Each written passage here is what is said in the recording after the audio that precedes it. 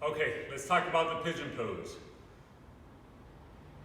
The way I teach it is going to focus to isolate the stretch in your gluteal muscles or your butt, okay?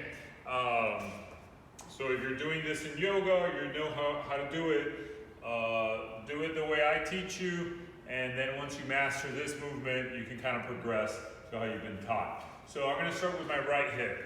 So the first thing, I like using a yoga mat because it gives me a good way to keep trying to get my hip or my foot parallel or perpendicular to the mat.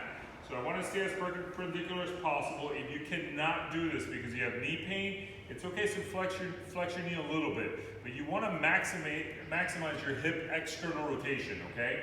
So right about here, I got it where I want it. Now the next thing that happens is our lower back will try to compensate. So we're going to kind of roll away from this, and then you kind of lose your stretch. So make sure your back is flat, nice and straight.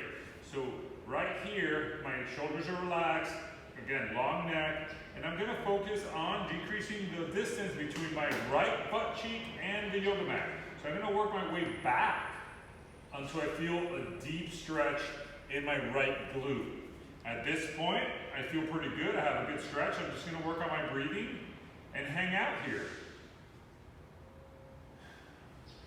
As I feel the muscle or my hip starting to open up, I'll creep back a little bit more. Notice how I'm a lot further back on my yoga mat than when I started. So I would probably want to start a little bit more here.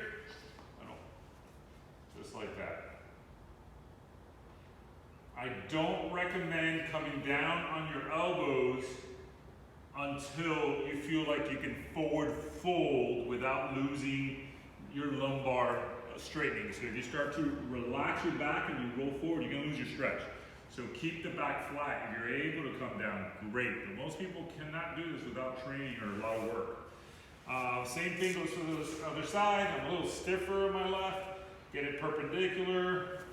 Work on keeping a flat back and slowly work on decreasing this distance, okay? If you're way up here, that's fine.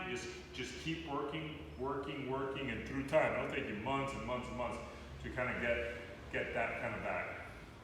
Lower back stays flat.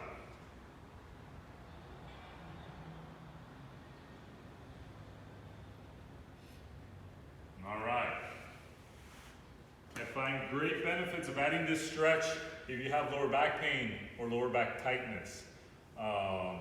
That seems to be the biggest benefit I see my clients get out of that stretch. So email me or comment with any questions. If you get a pinch in your hip while you do this, or medial or lateral knee pain, back off. Don't push through that. That's not where you should feel. It should be on the glutes. It should feel muscular. Anything abnormal, ask your therapist or ask me, see if we can problem solve through it or teach you some modifications, which there are many modifications to the stretch. All right, thank you for listening.